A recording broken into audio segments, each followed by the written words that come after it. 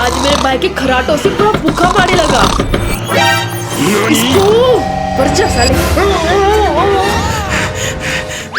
मुझे मारना चाहती है क्या? और जो तू हमें खराटों से मारता है, अरे मैं क्या कर सकता हूँ? उसके लिए ये नाज़ल स्ट्रिप्स यूज कर।